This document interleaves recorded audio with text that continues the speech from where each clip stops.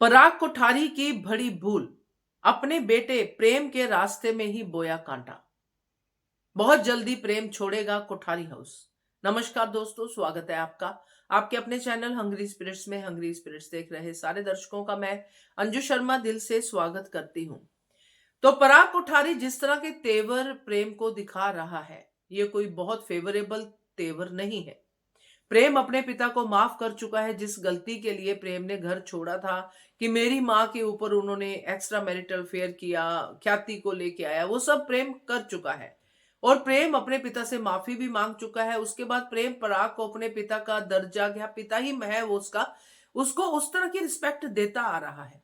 मगर यहाँ पे पराग कोठारी क्या कर रहा है? पराग कोठारी उसी सोए हुए प्रेम को जगा रहा है, अन्याय पे अन्याय करके। तो अब जो सीन हमने देखा है आज का, जिसमें पराग कोठारी ने रेस्टोरेंट के सारे फाइनेंशियल अधिकार गौतम को दे दिए हैं और माही साथ में दुम छल्ले की तरह चल रही है, तो ये सबसे बड़ी गलती है पराग कोठारी की।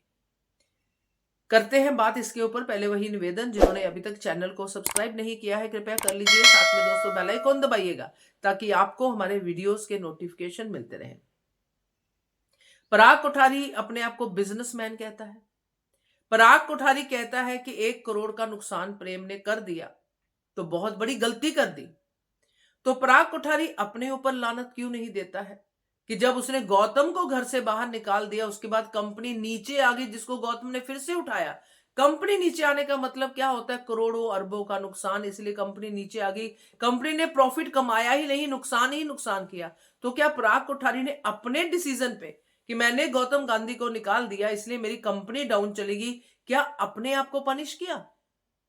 नहीं किया ना। मतलब खुद नुकसान कर लिया, उसका कुछ नहीं, मगर प्रेम के हाथों पहली बार नुकसान हुआ, उसको लेके उसको बार बार बातें सुना रहा है। और अब गौतम जो है ना सिर्फ बाकी बिजनेस संभालेगा बल्कि प्रेम के सपने के ऊपर भी पहरादार बन के रहेगा।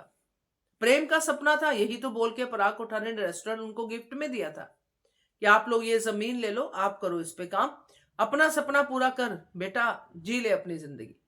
मगर आज क्या कर रहा है?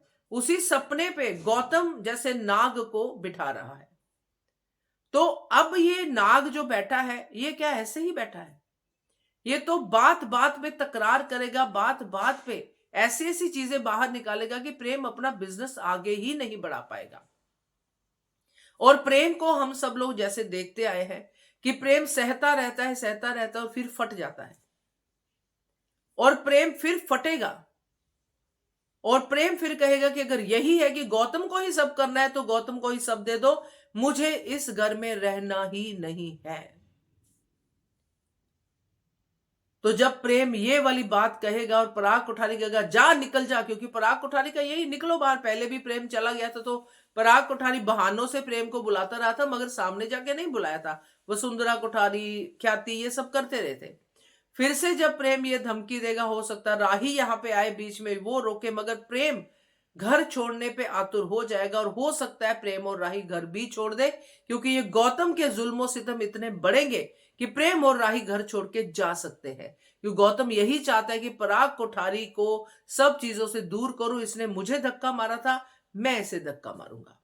और ये मुझे याद दिलाता है सब पुरानी फिल्में, जैसे शराबी फिल्म, बेटा फिल्म, ये सब फिल्में याद दिलाता है जिसमें पहले बेटे को बाप घर से बाहर निकालता है या मां घर से बाहर निकालती है, और आखिर में जब विलन जो कि पहले सगा होता है और फिर धक्का मारता है तो बेटा ही होता है नीचे कैच करने वाला अपने पिता को। ये मुझे सामने नजर आ रहा है। बाकी आप लोग बताइएगा, क्योंकि ये बहुत फिल्मी है, बट ऐसा ही तो है टीवी। तो देखते हैं क्या होता है, कमेंट कीजिएगा। देखते रहिए channel Hungry Spirits. Thank you so much.